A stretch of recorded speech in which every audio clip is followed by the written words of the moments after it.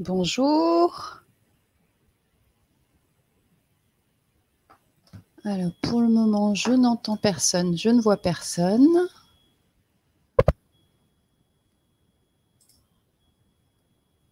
Bonjour Anne-Claire, bienvenue. Est-ce que vous m'entendez bien? Bonjour Ibrahim, bienvenue.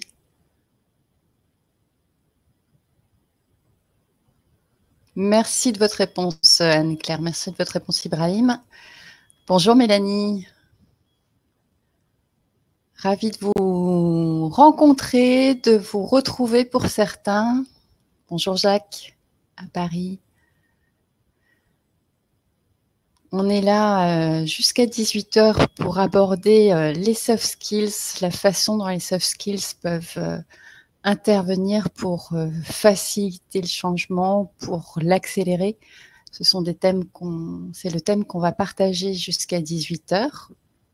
Je vais laisser disons 5 minutes pour démarrer. Donc, je vous invite à prendre une bouteille d'eau, de quoi vous rafraîchir, de quoi prendre des notes, même si, bien entendu, les documents pourront vous être envoyés en aval. Et puis, comme certains ont déjà commencé à le faire, vous pouvez chatter dans la partie droite du webinaire, vous pouvez poser des questions et on va partager tout ça. Alors, vous êtes assez nombreux à vous être inscrits, presque une cinquantaine. Donc là, pour le moment, j'ai l'impression que... Combien sommes-nous? On n'est peut-être pas encore 50 là. Je crois qu'il y a 18 personnes connectées. On va attendre quelques instants. Bienvenue à tous.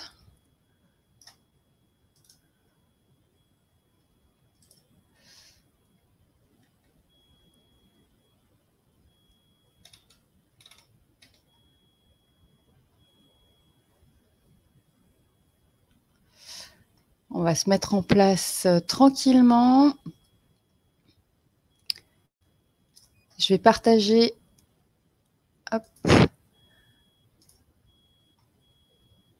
la présentation.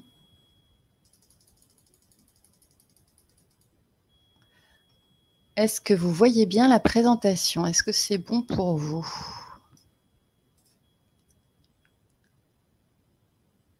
Merci de votre réponse, Anne-Claire. Je dois avouer que le côté webinaire, c'est très intéressant, mais alors le côté ne pas avoir le feedback sur l'information qu'on dispense, eh ben ça me coupe un peu l'herbe sous le pied parce que voilà, la communication, ça se vérifie au résultat qu'on en a. Et là, je peux lire vos réponses, mais je ne vois pas vos têtes. Et ça me manque un petit peu, je dois avouer. Mais bon, ça fait partie des règles du jeu. En tout cas, n'hésitez pas à intervenir, à poser des questions dans le chat. Il est 18h03. Combien sommes-nous? 22.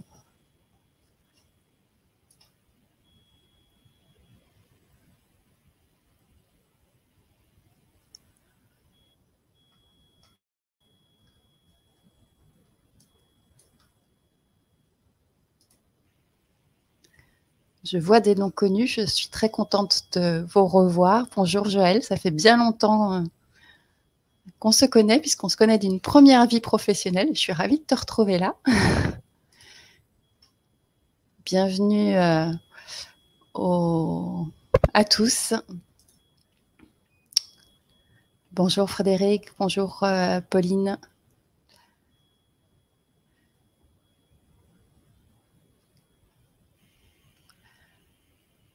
Je suis impatiente de partager ces éléments avec vous.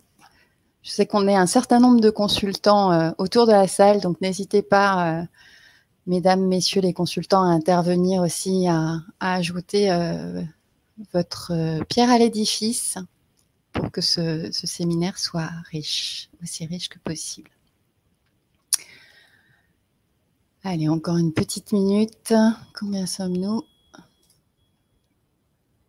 25. 25 sur 50, je pense que les autres vont arriver en cours de route, ou en tout cas un certain nombre. Et par respect pour vous qui avez pris le temps de vous organiser et commencer à l'heure, et bien, je vous propose qu'on démarre. Et on va démarrer sur cette sur ce premier principe qui est que pour changer, eh ben, il faut 80% d'éléments psychologiques, c'est-à-dire l'état d'esprit, l'envie, la volonté. Et ça fait partie des soft skills, ça fait partie c'est ce qu'on verra tout à l'heure. Et 20% de mécanique. Ce que je veux dire par là, c'est qu'on peut avoir les plus beaux outils, les plus belles méthodologies. Si humainement on n'a pas envie, eh ben, on ne va pas changer. Et donc, à travers ce webinaire jusqu'à 18h, on va d'abord faire connaissance, bien entendu, avant de voir pourquoi c'est important, pourquoi les soft skills sont clés, en tout cas à mon sens, dans les transformations.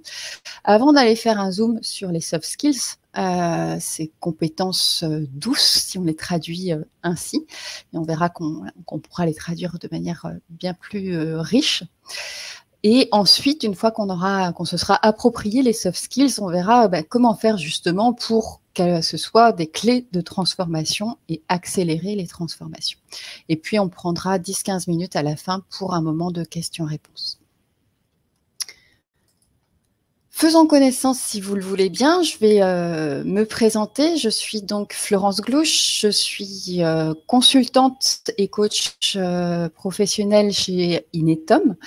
Mon rôle, c'est d'accompagner nos clients dans leur transformation, notamment digitale, mais pas que, à travers justement la dimension humaine. Et donc, j'interviens soit sous forme de conseil, soit sous forme de coaching, de cohésion d'équipe, de co-développement, tout ce qui va pouvoir faire en sorte que la mayonnaise prenne, que le changement se mette en place et que ça se fasse plus rapidement et avec les bonnes personnes à bord.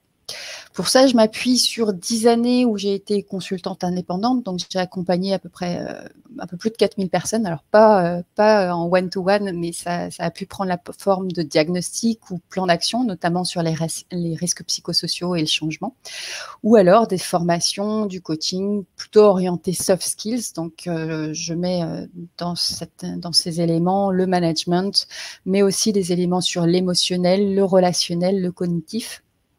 Et auparavant, j'étais chef de projet à l'international. J'étais chef de projet chez Schneider Electric, une très, très bonne école, où je me suis confrontée à beaucoup d'organisations et où j'ai appris tous les éléments très organisationnels. Et au-delà de ça, ma passion, c'est vraiment de connecter les gens et les idées. Et ma vision, c'est un monde où chacun peut prendre sa place et du coup, assumer son rôle et faire briller tous ses talents.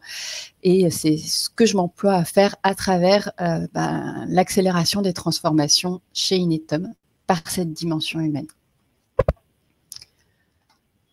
Alors, j'entends un petit son quand il y a le chat, donc du coup, c'est pour ça que je m'arrête pour vérifier s'il y a des feedbacks particuliers. Si on regarde maintenant qui vous êtes, merci d'avoir pris le temps de répondre à ces deux questions. Alors, on va faire connaissance à travers vos réponses, si vous voulez bien. Et j'ai trouvé intéressant que vous partagiez sur les transformations, les évolutions et les changements que vous vivez. Alors, petite astuce au passage, je préfère utiliser le terme de transformation plutôt que de changement, tout simplement parce qu'il est, à mon sens, plus constructif, plus positif et qu'il est moins anxiogène que le terme de changement. Donc voilà, quand vous vous adressez aux personnes dans vos équipes, soyez vigilants sur le terme qui est utilisé, ça peut avoir son importance. Et donc, si on regarde les type de transformation que vous vivez professionnellement, il y a un certain nombre d'entre vous qui faites face à de la réorganisation. Vous pouvez aussi faire face à la mise en place d'un nouveau logiciel, un petit peu moins que les réorganisations, que ce soit mise en place d'un nouveau logiciel ou changement d'infrastructure informatique. Ce sont deux éléments qui viennent ensuite. Et puis, il y a tout un tas d'autres transformations. Et du coup, là, comme c'est la majorité de vos transformations, je veux bien quelques précisions quelles sont les transformations que vous vivez? Si vous voulez bien noter ça dans le chat pour qu'on puisse partager et que je puisse me rendre compte de vos transformations pour que du coup je puisse aussi étayer les exemples que je donnerai au regard de ces transformations autres que vous vivez.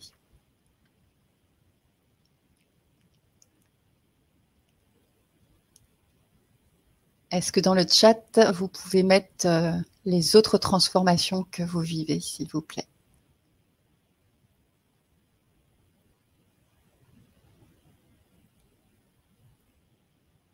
Alors, je ne vois rien. Est-ce que vous m'entendez toujours?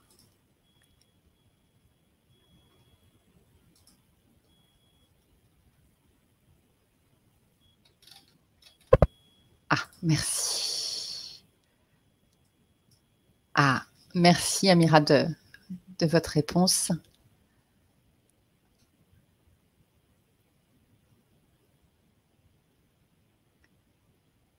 Merci Colline.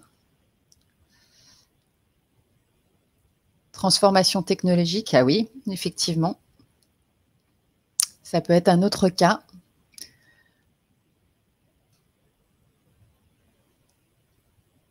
Qu'est-ce qu'on peut avoir comme autre transformation ou autre changement vécu? Alors, on peut avoir des déménagements, des relocalisations aussi, très certainement.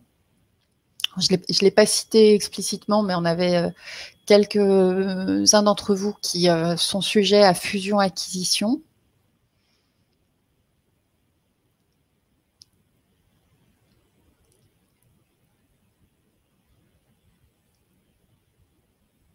Changement de métier, oui, effectivement.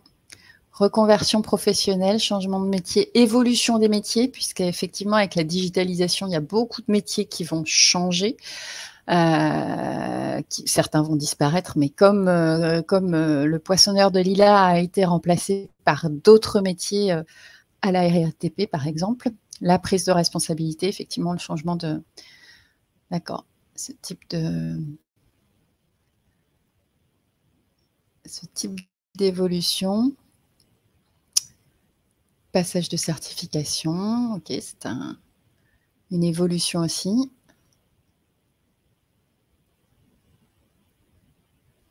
D'accord. Donc, je vous laisse compléter au fur et à mesure. Et du coup, l'autre question qui vous était posée, c'est du coup, quelles sont les capacités, les compétences que cela demande. Et vous voyez que dans vos réponses, ce que vous soulignez, c'est les compétences organisationnelles. Puis ensuite, les compétences relationnelles, les compétences techniques, les éléments qui sont liés à l'intelligence émotionnelle, avant d'aborder les éléments cognitifs et la linguistique. Alors là, c'est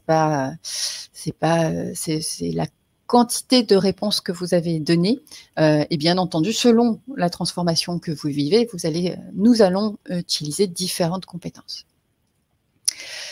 En tout cas, ce qui est important à avoir en tête, c'est que quelque part, il y a beaucoup de challenges sur ces compétences. Notre environnement, il est volatile, il est VICA. Vous connaissez très certainement cet acronyme où volatile, la durée de vie des compétences techniques aujourd'hui est passée de 2,5 années à 1 an, et de plus en plus, les compétences techniques vont avoir une durée de vie courte. A contrario, ça va nécessiter d'avoir une capacité d'adaptation encore plus forte qu'avant. Ensuite, le monde est incertain. Avec le Covid, on ne sait même pas quand on va sortir de chez nous. Donc, je vais juste prendre cet exemple-là. Il est complexe. Aujourd'hui, notre carrière est remplie de rebondissements. Ça va nécessiter du coup à la fois d'être adaptatif, mais aussi de faire part de la créativité. Et puis ambigu, on a de plus en plus de contradictions à gérer entre le court terme, le long terme, la qualité de vie, les résultats. Tout ça fait que ça nécessite encore plus de compétences humaine, de capacité d'adaptation qu'avant. Et face à cette tertiarisation, à cette numérisation, il y a le poids du client qui devient aussi prépondérant. Du coup, ça nécessite d'écouter encore plus, de savoir encore mieux communiquer. Qui dit client dit interaction, mais peut aussi dire parfois incivilité ou aussi avoir à gérer son stress. Et puis, nos organigrammes s'aplatissent, donc il y a plus de responsabilisation, plus d'autonomie à avoir. Ça, ce sont tout un tas de choses à avoir en tête. Et tout ça fait qu'il y a une guerre des talents qui fait partie des enjeux qui sont très clairs maintenant. Cette guerre de talents, ça va nécessiter de recruter les bons potentiels, les bons talents, de constituer aussi des équipes qui sont efficientes, qui sont capables de s'adapter aux nouveaux modes de management, aux nouveaux environnements de travail, de garder les talents et de développer le potentiel en continu de tous les collaborateurs déjà présents et de ceux qui arriveront. Et puis aussi, bien sûr, de remettre du sens au cœur du quotidien, que ce soit des collaborateurs, mais aussi des managers. Et du coup, ça nécessite aussi de développer encore et toujours cette performance, cette efficience, cette efficacité et en même temps d'améliorer cette conduite du changement, cette capacité à mettre en place de nouvelles façons de fonctionner, des nouvelles façons des transformations également de culture, de business model, de comportement. Et ça s'accompagne aussi de cette dimension humaine.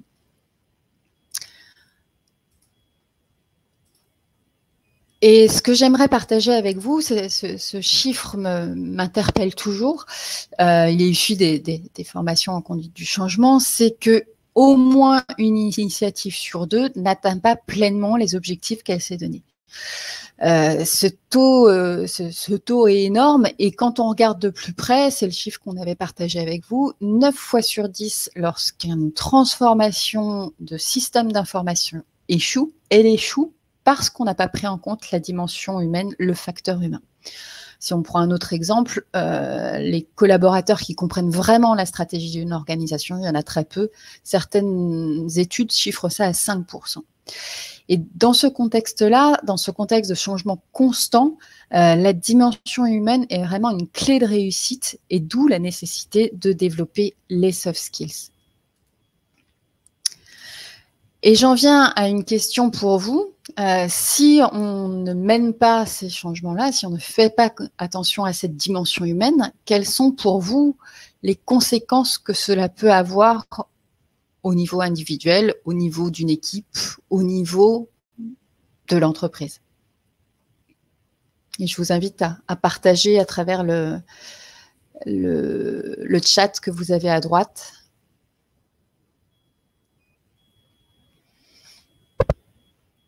Manque d'adhésion et de compréhension de la transformation. Oui, et s'il y a manque d'adhésion, manque de compréhension, il y a de fortes chances, à minima, que la transformation se fasse, mais avec beaucoup de temps, voire pire, qu'elle ne se fasse pas du tout. Démotivation, démission, effectivement. Résistance au changement, qui peuvent être actives, qui peuvent être passives, effectivement. Perte des talents, oui, les personnes partent. Perte de temps, perte d'argent. Découragement, perte de marché également. Donc là, vous avez cité un certain nombre de choses. Les conséquences, effectivement, elles sont à plusieurs niveaux. Elles sont à court terme. Elles sont aussi à long terme. Sur le court terme, si on ne fait pas attention à cette dimension humaine, si on ne mène pas ces changements, d'une part, on va gaspiller des ressources, on va perdre du temps, on va perdre de l'argent, on va manque de sens, oui, effectivement, perte de motivation, donc des engagements, effectivement. Et ces réalisations au rabais, elles vont coûter cher, comme je le disais, en moyens, parce qu'on va surconsommer du temps, on va surconsommer de l'énergie, de l'argent. On va mettre ça en place, mais on va peut-être mettre le changement ou la transformation ou la nouvelle organisation en place, mais ça va prendre beaucoup plus de temps. Du coup, on risque de passer à côté de parts de marché, comme tu le disais, Joël. Du coup, on n'atteint pas nos objectifs. On n'a pas le retour sur investissement, très clairement. Et à long terme, les stratégies ne sont pas exécutées. Si on regarde sur les conséquences indirectes, vous l'avez cité, il y a une baisse du moral, il y a parfois des emplois qui sont menacés, il y a une augmentation des perturbations au travail, il y a une augmentation des conflits, des tensions. On a du mal à je fais la coquille parce que chacun se replie sur soi. on a tendance à revenir sur notre précaré et à avoir des querelles de territoire. Sur du long terme, ça va se traduire aussi par le fait que on va perdre confiance dans le leadership, ce qui fera que probablement les prochains changements, il y aura encore plus de résistance, voire il y aura encore plus d'échecs des prochains changements. Et au niveau organisationnel, d'une part, on ne va pas avoir l'adhésion des métiers, on va avoir des difficultés à opérer selon différents modes, selon plusieurs modes, et puis la gestion des compétences va être inadéquate. Vous l'avez cité, on va perdre du sens pour les collaborateurs. Et indirectement, on peut aussi perdre la confiance dans le système d'information ou dans la direction du système d'information, faire du shadow IT. On va perdre en termes d'attractivité, on va avoir du mal à attirer et à fidéliser. On entretient des silos de compétences et cette vision est non partagée. Donc ça, c'est vraiment les conséquences si on ne prend pas en compte cette dimension humaine pour mettre en place ces changements. Et à mon sens, c'est vraiment indispensable, et je vous ai mis une clé là, la dimension humaine, c'est vraiment une clé de réussite, à la fois sur le fait de pouvoir gérer les résistances, pour pouvoir les... Alors, les résistances, elles sont inhérentes à l'être humain. On préfère l'homéostasie. On préfère quand tout va bien, qu'on est sur notre précaré, sur notre terrain connu, là, tout va bien. Dès qu'on sort de ça, on va avoir de la résistance. C'est comme si je vous demande de changer votre montre, de la passer de gauche à droite ou inversement. Première étape, ça va être, mais pourquoi elle veut ça ? Et ça, c'est déjà une résistance. Et pour pouvoir gérer les résistances, il faut les faire émerger. Il ne faut pas considérer que les résistances, c'est quelque chose de mauvais. La résistance, elle fait tout simplement partie du package. Et donc, il faut les faire émerger pour pouvoir les gérer, comme on fait émerger les problèmes pour pouvoir les gérer. Et du coup, ça va aussi nécessiter de développer la capacité de l'entreprise et des individus à changer. Il y a bien deux axes à travailler. Et du coup, ça va nous permettre de travailler à la fois sur cette volonté à changer, sur cette capacité à changer, et en même temps de pouvoir mener pour l'organisation des transformations qui adviennent. Déjà, première chose, c'est faire en sorte qu'elles arrivent et qu'elles arrivent plus rapidement. Donc, réussir sa révolution stratégique, lever les freins aux évolutions des métiers, vivre plus positivement des changements culturels ou accompagner l'innovation digitale, par exemple. On a vu le pourquoi. Voyons maintenant ce qui se trame, ce qui se cache derrière le mot soft skills. Qu'est-ce que ça évoque pour vous, les soft skills, justement ?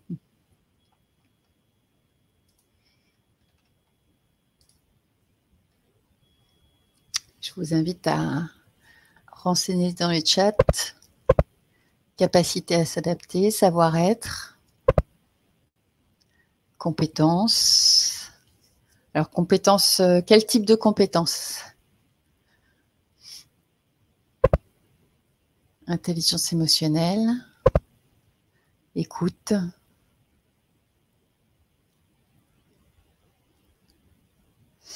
Alors, on va le découvrir ensemble et on va le découvrir, savoir-être. On va le découvrir à travers une vidéo. Je vais passer la vidéo. On en a pour 5 minutes. On se retrouve dans 5 minutes. Hop. Bien entendu, le lien de la vidéo vous sera aussi envoyé si vous voulez l'utiliser par la suite.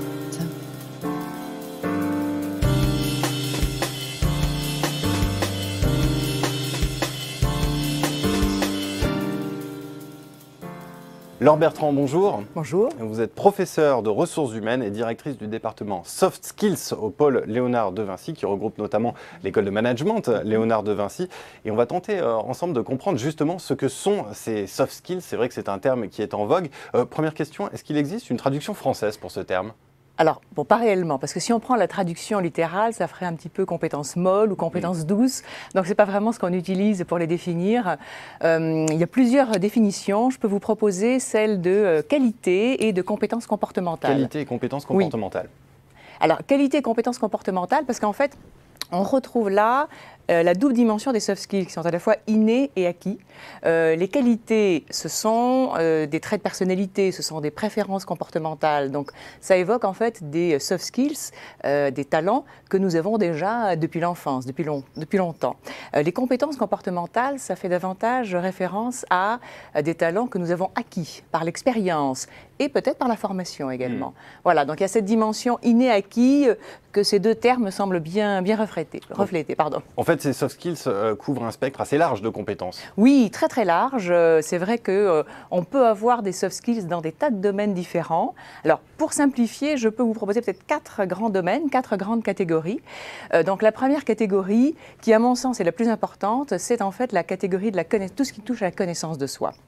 Je mettrai là-dedans la solidité personnelle, la gestion du stress, la compréhension de ses propres émotions et de celles des autres après, bien sûr, mais déjà la compréhension de ses propres émotions et aussi la capacité à ce qu'on appelle la réflexivité, c'est-à-dire en permanence, après une expérience, se regarder soi-même, comprendre ce qui s'est passé pour progresser. Voilà.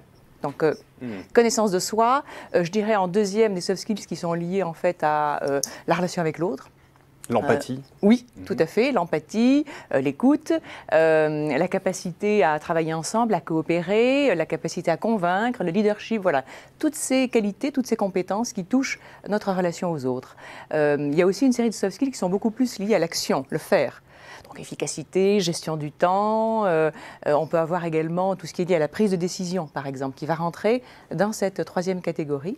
Et enfin, une dernière catégorie que je peux vous proposer qui est liée davantage à la dimension cognitive. On y trouvera, par exemple, ce qui concerne la créativité, ce qui concerne l'ouverture d'esprit, ou encore ce qui concerne le fait d'être capable d'apprendre à apprendre face à des sujets nouveaux. À quoi sert de développer ces soft skills? N'est-ce pas quelque part un peu paradoxal? Ces soft skills, c'est profondément humain et on est dans un contexte de transformation numérique où tout a tendance à se dématérialiser, à s'automatiser, voire à se robotiser. Oui, bon, c'est vrai que vous avez raison, il pourrait y avoir une sorte de paradoxe apparent, et pourtant, ils sont particulièrement nécessaires, indispensables aujourd'hui dans notre environnement. Plusieurs raisons entrent en jeu. Ce qu'on peut dire par exemple, c'est que si on étudie les grandes caractéristiques de ce qui se passe dans notre monde professionnel, on constate en fait qu'il y a un certain nombre de phénomènes qui vont rendre ces soft skills absolument nécessaires. Par exemple, le poids du client. Aujourd'hui, le fait que tout se tertiarise, on devient vraiment un monde de service. Et dans un monde de service, il faut pouvoir écouter, communiquer, comprendre l'autre et gérer éventuellement les conflits, gérer le stress. Un autre élément, peut-être, c'est le fait que nous sommes aujourd'hui sur des organigrammes beaucoup plus aplatis, donc avec peu d'échelons hiérarchiques. Il faut être autonome, responsabilisé. Donc il faut des personnes qui sachent prendre des initiatives. C'est un soft skill, ça aussi.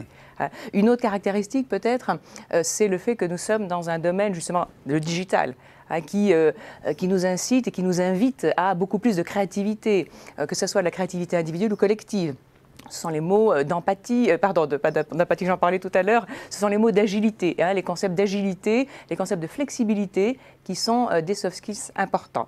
Et peut-être une dernière caractéristique intéressante à souligner, c'est le fait que nous vivons dans un monde qui est flou, qui est incertain, qui est changeant, et que cela fait appel vraiment à notre solidité intérieure en tant que manager. Voilà, donc par rapport à votre question, c'est vrai que le monde d'aujourd'hui requiert, peut-être plus qu'hier, ces soft skills-là, d'autant plus qu'on le sait bien que dans le monde du digital, il y a une très forte obsolescence des compétences et des connaissances techniques.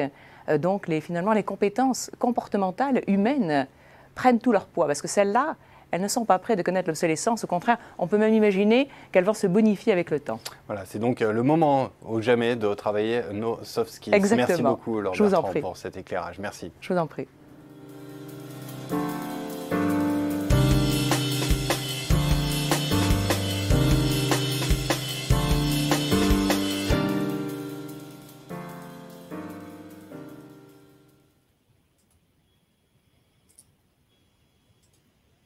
Alors, on va revenir sur notre présentation. Donc, vous avez entendu la directrice de l'école de management expliciter ces soft skills. Moi, j'aime bien les représenter ainsi, avec cet iceberg où quelque part, on a les hard skills, donc toutes les compétences automatisables, les compétences qui sont liées à la technique, tout ce qu'on apprend à l'école, tout ce qui est mécanique, entre guillemets, ça, ce sont des éléments qu'on apprend. Et les plans de formation sont souvent en haut sur toutes ces compétences, sur toutes les compétences techniques, technologiques, les hard skills. Et à contrario, sur les soft skills, c'est tout ce qu'on apprend sur les bancs de l'école de la vie. Et pas à l'école tout court. Et c'est tous ces ensembles d'aptitudes qui permettent une meilleure performance, qui sont utilisables de manière transversale et qui contribuent au développement durable de l'individu. Et pourtant, tous ces éléments-là, dans les plans de formation, c'est souvent dans les budgets de formation, c'est souvent sur la partie haute qu'on met les budgets et pas sur la partie basse. Et je vous invite à vérifier dans vos plans de formation quelle est la proportion des formations qui sont prévues. Est-ce qu'on est plutôt sur les hard skills ou plutôt sur les soft skills? Et si on regarde d'un peu plus près ces compétences, ces soft skills, je vais garder le terme de soft skills parce que pour moi, il est plus représentatif que compétences humaines. Voilà. Pour moi, il est essentiel de commencer par soi pour pouvoir ensuite progresser soit dans son fonctionnement et ensuite faire progresser. Ce que j'entends par là, c'est il faut d'abord être bien confortable avec soi, avec ses émotions. C'est tout ce qui est lié à l'intelligence émotionnelle, ce que disait cette directrice sur le fait d'être directement, avoir une bonne connaissance de soi, cette solidité personnelle, cette gestion des émotions. Du coup, on est plus à l'aise aussi avec la gestion du stress. C'est aussi l'état d'esprit qui est associé à ça. Et du coup, quand je suis plus à l'aise avec moi, avec mes émotions, et bien du coup, je peux mieux fonctionner avec mon cerveau, j'utilise mieux mon cerveau. À contrario, quand je suis stressée, parfois je brasse de l'air. Donc, on voit bien la relation entre la capacité d'être et la capacité à donner le meilleur de soi-même. Et au-delà de ces compétences cognitives, on va aussi avoir ces compétences d'action, de mise en action, et ces compétences interpersonnelles, relationnelles, où on va pouvoir communiquer, coopérer. Mais si je ne suis pas bien avec moi, aller travailler les compétences relationnelles, c'est même pas la peine. Il faut d'abord faire le ménage chez soi avant pour reprendre l'expression, on va voir la paille chez soi plutôt qu'aller voir la poutre dans l'œil du voisin. Et si on fait un zoom sur ces compétences, sur ces soft skills, je vous propose une liste de 70 soft skills qu'on va partager à l'écran tout de suite. Et on les partagera, on vous enverra le fichier. Réduire cette fenêtre pour tout le monde, non, c'est là. Je crois que je ne peux pas zoomer, je ne vois pas, non, je ne vois pas comment zoomer. En gros, dans la connaissance de soi, il y a tout ce qui est intelligence émotionnelle, donc la gestion des émotions, la gestion du stress, toute l'activité personnelle, la confiance en soi, l'estime de soi, tout ce qui est lié à l'état d'esprit, la persévérance, toutes ces choses-là. Et puis, une fois que je suis plus à l'aise avec mon fonctionnement, que je me connais mieux, eh bien, je peux du coup mieux utiliser les éléments de mon cerveau pour résoudre des problèmes, pour être plus créatif, pour apprendre à apprendre, puisqu'on a bien vu qu'il y avait une appétence maintenant à avoir, à se mettre au goût du jour, à continuer à progresser. Et puis, dans les compétences de mise en action, on a tout ce qui est lié à la gestion du temps, à l'efficience, à l'efficacité, le côté organisation, mais également la prise de décision, la capacité à évaluer, à prendre des risques, avant d'aborder tout ce qui est compétences relationnelles. Donc, d'abord l'écoute, l'empathie, comme on l'a entendu dans la vidéo, la capacité à détecter les signaux non-verbaux, ce qui est particulièrement important en ce moment, puisqu'on se voit moins, puisqu'on est à distance. Donc là, il faut être particulièrement vigilant, parfois au silence, à la façon dont on peut communiquer avec nos collaborateurs, parce qu'il y a des choses qu'on voit moins. Et au-delà de ça, c'est aussi toute la capacité à coopérer. Il y a tout ce qui est lié, donc ça c'est la communication et l'interpersonnel standard. Et en même temps, tout ça, ça contribue aussi au leadership, à la capacité à convaincre, la capacité à fédérer, la capacité à négocier. Tout ça, ce sont des éléments qui sont plus ou moins requis dans les fonctions. Et donc, on vous enverra, comme je vous le disais, le document. Vous pourrez vous auto-évaluer, analyser comment vous vous situez de 0 à 10 sur chacune de ces compétences. Et puis vous dire, bon, est-ce que c'est nécessaire dans ma fonction, et est-ce que je mobilise cette capacité suffisamment fort dans ma fonction. Et si c'est nécessaire, mais que je suis un petit peu en lacune, bah, est-ce que c'est une priorité de développement et comment je peux me développer? Alors, ce document-là, moi, je l'utilise dans les formations soft skills. Là, je vous propose de le partager et d'en faire un autodiagnostic. Ça vous donnera déjà des axes de réflexion. On va revenir sur la présentation pour aborder... alors, on en était... Voilà, à l'autodiagnostic. Et maintenant qu'on a cité quelques exemples de soft skills, quelles sont celles qui, selon vous, sont les plus nécessaires pour mettre en œuvre des transformations ou les accélérer? Et je vous invite à répondre encore dans le chat, dans la partie droite.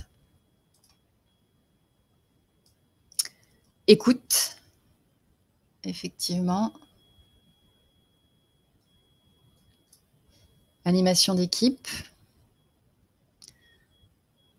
Pour celui qui... Les deux, bonne question Amira, pour celui qui accompagne ou celui qui se transforme. Il y a deux types, les deux en ont besoin, mais ce ne sont pas forcément les mêmes. Confiance, déléguer, expliquer. Est-ce que vous en voyez d'autres?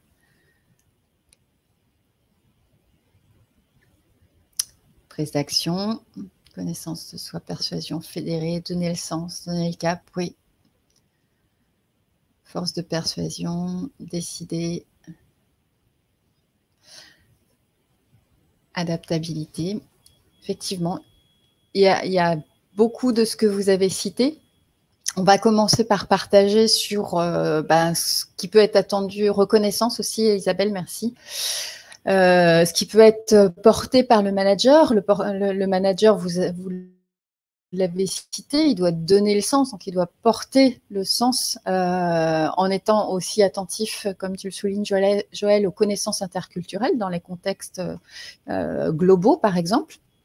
Donc, le manager, il est porteur, ambassadeur de la vision qui a été déterminée, voire il détermine la vision selon le niveau hiérarchique, et il est en tout cas porteur et courroie de transmission de cette déclinaison en termes de stratégie opérationnelle.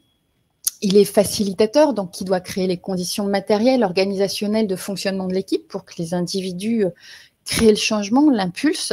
Ça veut dire aussi qu'il est relais du changement, relais dans les deux sens. Et du coup, ça nécessite pour lui déjà une certaine openness, comme on dit chez les coachs, d'être en confiance sur ses capacités et en même temps de lâcher prise sur le comment les collaborateurs peuvent mettre en œuvre ce qu'il faut pour arriver à la situation cible choisie.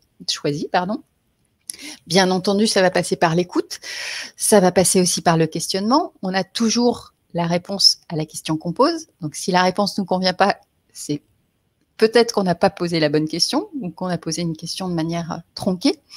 Ça implique aussi les capacités de collaboration. Donc, du coup, le manager, il utilise tout ce qui est lié à la communication. Ça nécessite aussi d'être honnête. C'est une compétence presque de savoir-vivre. C'est une valeur, en tout cas. Ça nécessite de la transparence, de la flexibilité, de la curiosité. Tout ça, c'est des compétences requises. Et en même temps, le manager, il va devoir gérer sa propre résistance, gérer par exemple des croyances limitantes du cadre dans lequel il a grandi. Ça nécessite, alors on considère en conduite du changement que, j'utilise encore le terme conduite du changement, même si je vous ai recommandé de parler de transformation, qu'on peut s'attendre à avoir le plus de résistance en haut de la hiérarchie. Pourquoi? Parce que ceux qui sont en haut de la hiérarchie, ils ont grandi dans une culture qui a déterminé quels étaient les objectifs, quelles étaient les cibles de succès. Ça a permis d'identifier les résultats à atteindre, qui a identifié les leaders qui ont atteint ces objectifs et qui ont tout intérêt à renforcer le système qui les a vus évoluer. Donc, même si un changement est impulsé psychologiquement ou intellectuellement, parce qu'on sait que la stratégie, on doit passer par là, on doit aller sur ce marché, on doit se transformer, émotionnellement, même en haut de la hiérarchie, on peut s'attendre à avoir des résistances. Et en même temps, avec tous les changements qu'on a à mener, il faut dépasser ses croyances, il faut décider de plus en plus vite. Donc, aussi comme on recommande aux pilotes d'avion d'utiliser leur intuition, j'ai un ami pilote qui me disait dans les formations facteurs humains qu'ils reçoivent, on leur dit, mais si vous sentez qu'il y a quelque chose, c'est que votre cerveau a déjà capté des messages votre corps a déjà capté des messages que votre cerveau intellectuel n'a pas encore décodés. Mais faites-vous confiance. Ça veut dire aussi pour le manager de fédérer par le sens. Donc, pourquoi on va là? Pourquoi? À cause de quoi? Et dans quel but? Qu'est-ce qui se passe si on ne change pas? Et qu'est-ce qui se passe pour chacun? Et ça, il va falloir adapter notre discours à chacun des métiers concernés. Du coup, ça va aussi pouvoir fédérer par le sens, c'est aussi donner une vision, donner une mission, travailler l'ambition, le rôle et incarner le changement pour embarquer les followers. Pour les équipes, ça va passer par un certain nombre de choses que les collaborateurs vont pouvoir développer pour se développer et puis pour prendre la main. Ça nécessite de travailler les piliers. Les piliers, nous, on les travaille déjà sur 5 axes. 1, c'est savoir qui on est, quelles sont nos valeurs, qu'est-ce qui nous fédère. 2, où est-ce qu'on va ensemble. 3, comment on s'organise. 4, comment on communique pour atteindre ce projet commun. Et la gare d'arrivée, c'est pas un succès permanent. Le succès, c'est quelque chose qu'il faut entretenir en permanence. Donc, comment on va se mettre en mouvement pour évoluer en permanence? Ça va nécessiter de travailler la communication. Donc, les collaborateurs vont devoir de plus en plus être amenés à présenter leurs idées, être convaincants, faire preuve d'écoute, notamment par exemple dans le DevOps, où il y a un maillage encore plus fort à avoir. Ça veut dire aussi d'être capable de se dire les choses, donc de développer l'assertivité, cette capacité à dire les choses sans agressivité. Et on peut avoir des très bonnes idées, mais si elles sont envoyées avec des boulets en face de nous, les êtres humains, ils vont juste se refermer. C'est humain. On va devoir développer la coopération pour travailler les uns avec les autres, développer la créativité qui consiste à développer de nouvelles idées, à être force de proposition, à penser out of the box, à développer aussi la pensée critique qui permet d'être dans une démarche d'amélioration continue, une démarche d'apprentissage organisationnel, ce qui nécessite aussi que dans l'entreprise, dans l'organisation, il y ait un droit à l'erreur, qui ait une confiance qui permette cette expression. Et il faut avoir en tête que le changement prend du temps. Vous avez là la courbe du deuil de Kubler-Ross. Cette infirmière avait mis en place cette courbe du deuil au regard des personnes qu'elle accompagnait. Et face à un changement, on a tous un deuil à faire. Alors, la courbe d'activité, enfin de tension, d'état d'esprit, elle est plus ou moins forte et plus ou moins longue. 1, selon le changement. 2, selon notre personnalité, notre appétence au changement. Mais globalement, on va tous passer, selon les changements, par ces étapes-là. C'est-à-dire, première chose, je vous demande voilà. Première chose, on est confiné. Le choc. Qu'est-ce qui se passe là? Qu'est-ce qu'on est en train de me dire? Déni. Non, mais il n'y a pas de raison qu'on nous confine. C'est quoi ça? Colère. Ouais, mais c'est pas possible. Comment je vais m'organiser? Comment je fais avec les enfants? Enfin, Je vous refais, ce qu'on s'est dit en février, parce que ce que j'ai entendu d'un certain nombre de personnes en février. On va avoir une phase de négociation. Ouais, mais moi, j'ai bien bossé, donc je peux garder mon service, jusqu'au moment où on va atteindre le fond de la piscine, là. Et c'est là où il va falloir aller explorer, expérimenter et se dire, bon, au lieu de me focaliser sur la partie gauche, sur qu'est-ce que je suis en train de perdre, je me focalise sur qu'est-ce qui me reste et qu'est-ce que je construis. Mais il ne faut pas aller trop vite, il y a un temps pour tout. Et en tant que manager, c'est dans notre rôle aussi d'accompagner les personnes de différentes phases. Et ce n'est pas quelque chose qu'on apprend sur les bancs de l'école, ce n'est pas quelque chose qu'on apprend. On peut avoir un superbe logiciel, une super infrastructure informatique. La gestion des émotions, c'est pas marqué dans l'informatique. Et les personnes, elles refusent pas le logiciel ou l'infrastructure informatique ou la réorganisation. Les personnes, elles résistent parce que leur environnement change et il y a une perte de contrôle sur cet environnement.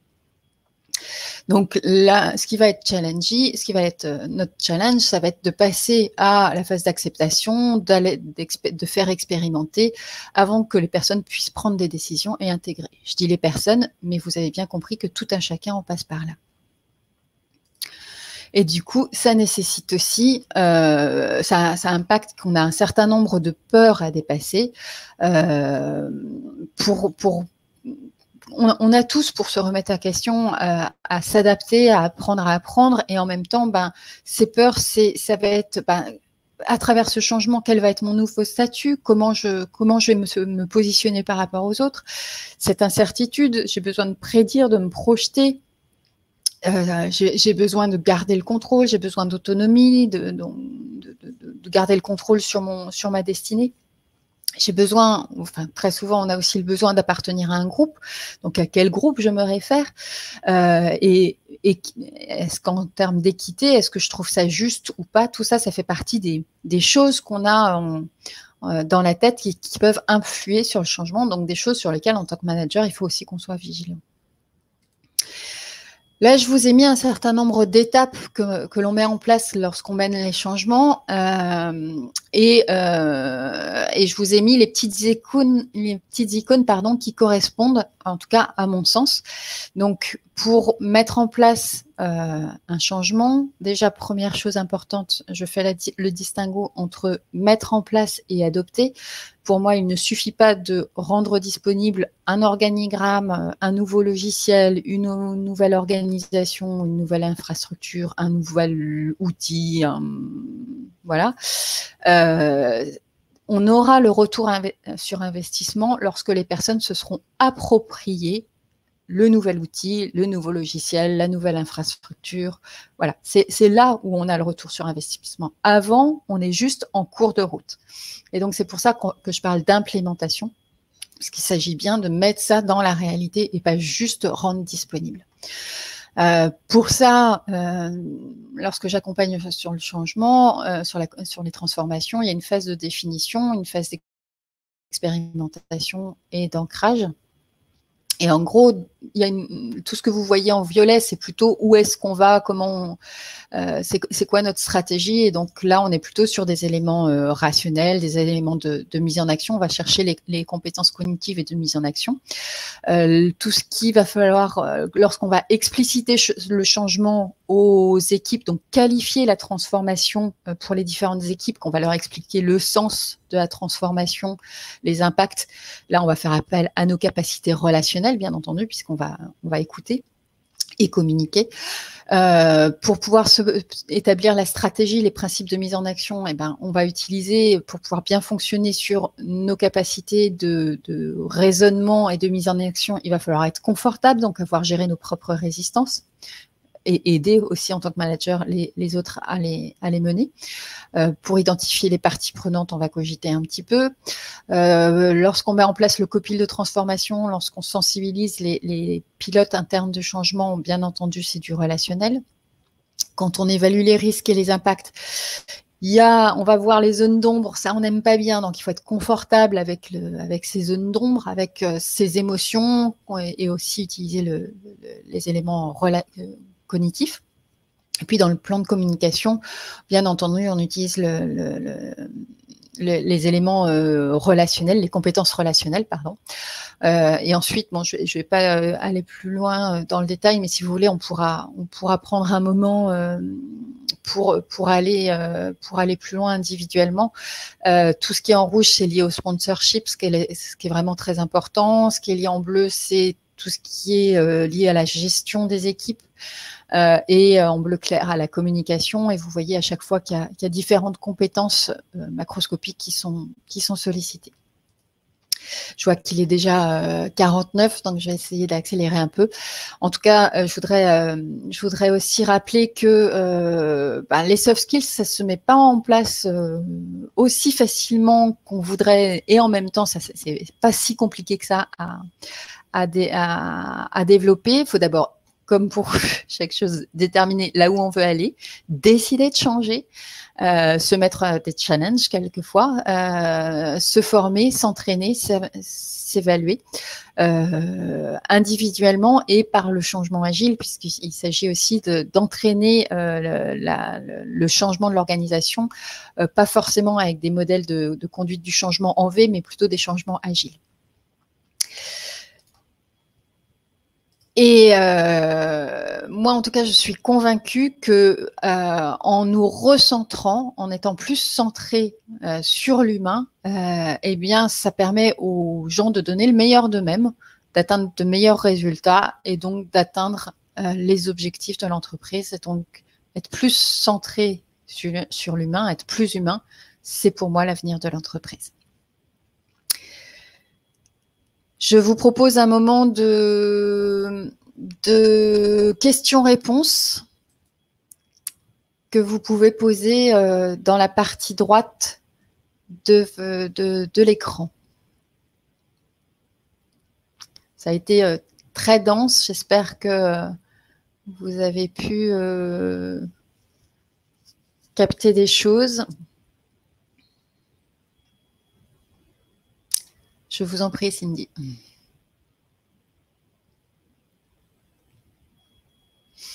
Est-ce que vous avez des questions ?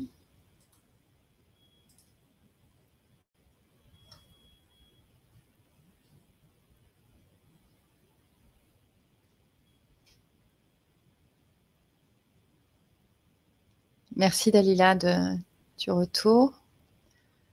Comment gérer les résistances au changement sur la durée ? Alors, bonne question. Les résistances au changement, on va utiliser différentes. Je vais revenir sur la courbe du deuil. Donc, on va pas avoir les mêmes types de résistances selon les moments.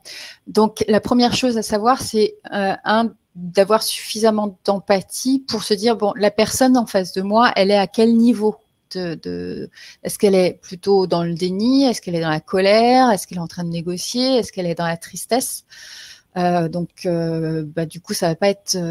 Moi, en tant que manager, je vais pas gérer les choses de la même manière. Alors, je parle en tant que manager, mais j'accompagne aussi des transformations où il y a des pilotes de transformation interne, parce que pour moi, c'est important de développer l'autonomie des entreprises sur le sujet. Et donc, ça nécessite que on soit vigilant en tant que pilote de la transformation, en tant qu'agent de la transformation ou en tant que manager sur comment la personne se situe en face de moi. Est-ce que moi-même, en tant que pilote ou en tant que manager, j'ai fait le ménage? Est-ce que je suis à l'aise ou est-ce que je ne suis pas à l'aise? Et c'est aussi important de demander de l'aide. On n'est pas tout seul dans une transformation. Donc, c'est important aussi d'aller chercher de l'aide. Après, les résistances, elles peuvent être actives, elles peuvent être passives. La meilleure des choses et la plus simple, il n'y a pas de généralité, enfin, il y a plein de façons de gérer les résistances, mais en tout cas, la façon, l'indispensable, c'est d'écouter, de poser des questions. Parfois, juste comment ça va, on va avoir une pléthore d'informations et ces informations, après, il faut les traduire dans la réalité. Par contre, il y a des choses à éviter. Par exemple, lorsque la personne se trouve dans le moment de la négociation, on ne négocie pas l'objectif. On peut négocier comment on y va, le rythme où on y va, mais on ne négocie pas l'objectif parce que sinon, on va pas atteindre l'objectif. On ne va pas atteindre la transformation. est-ce que j'ai répondu à ta question? Quel serait le premier pas avec un client pour le convaincre de faire progresser les soft skills dans son entreprise?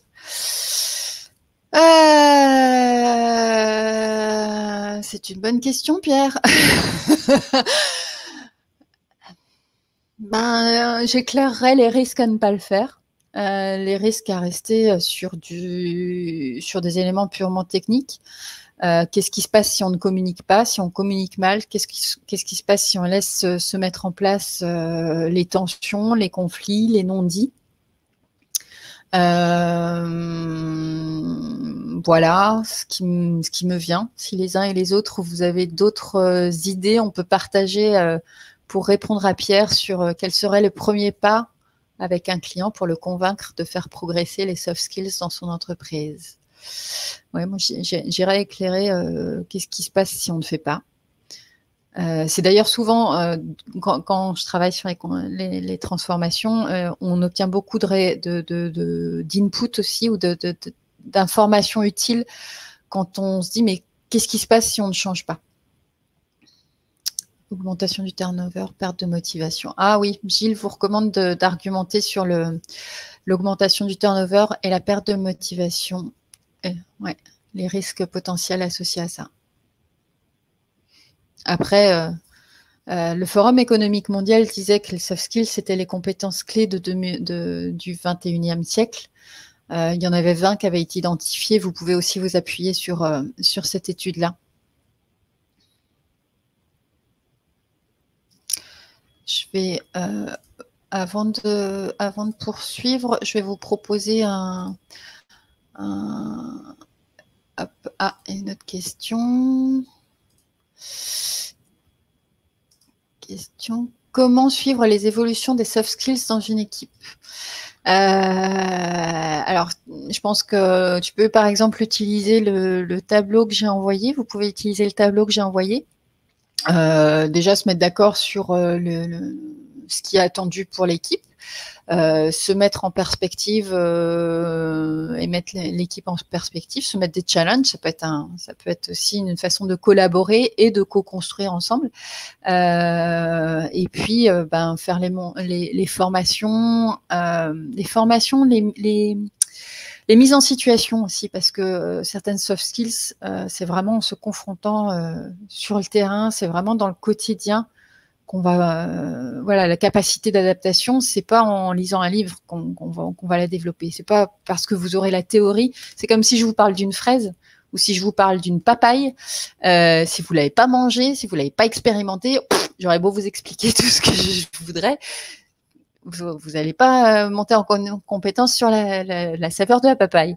Donc c'est vraiment en se confrontant, en mettant, en expérimentant, en testant. Avec le PDCA, avec la route d'Hamming, où on est dans une amélioration continue, à mon sens. Est-ce que dans cette première période de Covid, les soft skills ne sont pas les premières à être mises de côté? Est-ce que les soft skills ne sont pas les premières à être mises de côté? Alors, oui et non. Je pense que ça fait appel à d'autres soft skills. En tout cas, moi, le télétravail, alors je m'appuie, quand j'étais jeune, en 2006, j'ai été écoutante à SOS Amitié. Ceux qui ont vu le film du Père Noël et d'une ordure vont sourire. Mais du coup, j'ai appris à écouter sans les yeux. Et même si là, ça manque de ne pas avoir vos retours, voilà. Donc, moi, c'est quelque chose que je savais déjà faire et je vois que certains collègues ont dû développer ça parce que le télétravail oblige à utiliser Teams, Skype et autres logiciels de visioconférence ou de téléconférence. Et du coup, ça nécessite de plus travailler l'écoute, ça nécessite aussi d'aller chercher le lien. Alors, c'est des choses qu'on n'a pas forcément. Par contre, c'est effectivement une volonté, parce que si on ne fait pas attention, effectivement, c'est capacités relationnelles, elles peuvent vite être altérées. Elles ont été mises à rude épreuve. La gestion du stress, la gestion des émotions a été mise à rude épreuve lors du Covid et la période d'incertitude. Je lisais hier je vais garder les mauvaises nouvelles, mais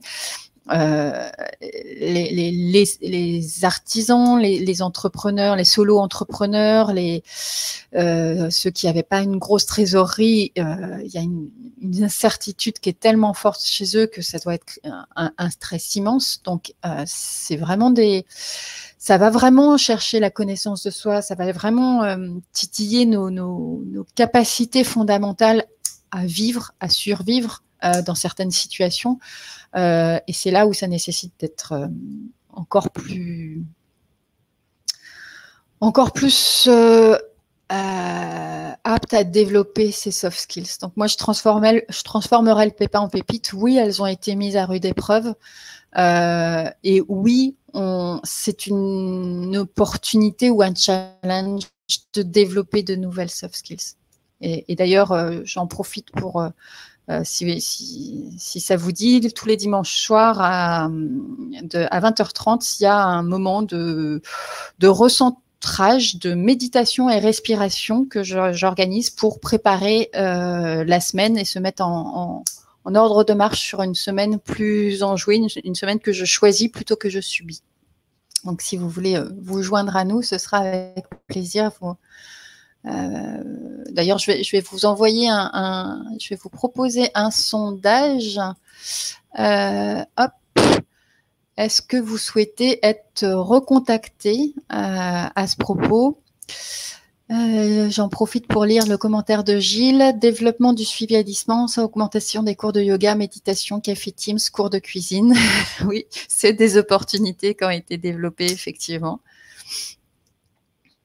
Alors Cindy, vous n'avez rien reçu parce que je n'ai pas encore envoyé les documents. Je vais vous les envoyer en aval de cette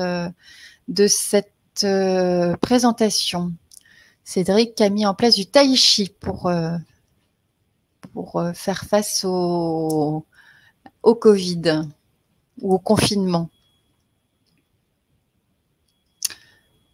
Nous, en tout cas, on a pris le parti d'être dans une démarche de Positive Digital Flow. Ah, yoga du rire, Cindy. Je m'y suis essayée, c'est très intéressant.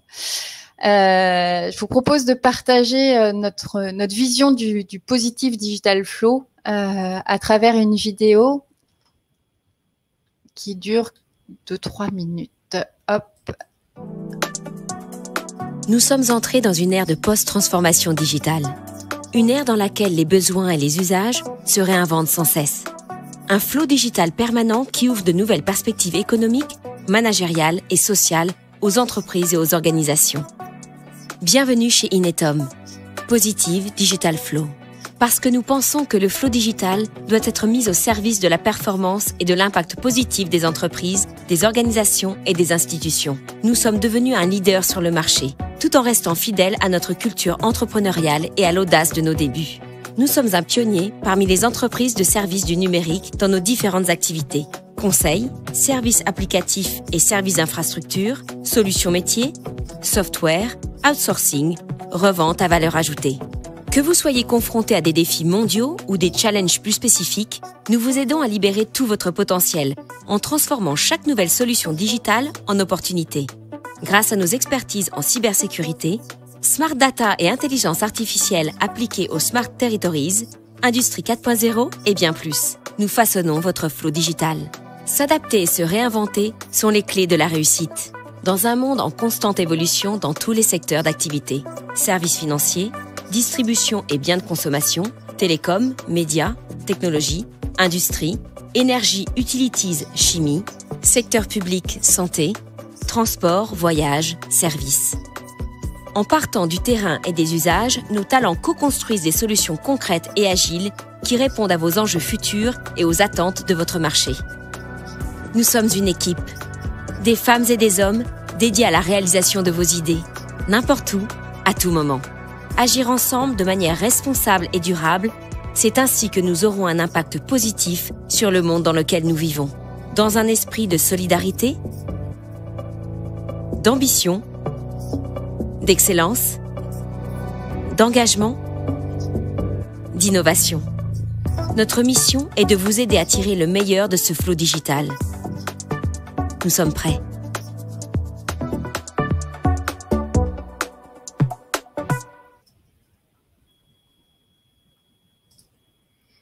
Alors, nous sommes prêts à vous aider à relever vos challenges de transformation. Ne restez pas tout seul face à la difficulté, ne restez pas tout seul face au changement. Faites appel aussi à des professionnels pour prendre du recul, pour pouvoir être conseillés. On a des méthodes, on a des outils soft skills, des moyens de faire en sorte que bien, la transformation que vous vivez au sein de votre établissement, que ce soit entreprise publique ou privée, eh bien, elle se met en place, cette transformation, et elle se met en place en gardant les personnes à bord et en faisant encore en sorte que ça se passe plus sereinement, plus rapidement. Je vous propose, il est 19h04, je vous propose qu'on peut-être, si vous avez une remarque, une question, on va les partager avant de clôturer. Je vous en prie, Pierre, avec plaisir. Merci, Colline. Bonne soirée à vous aussi.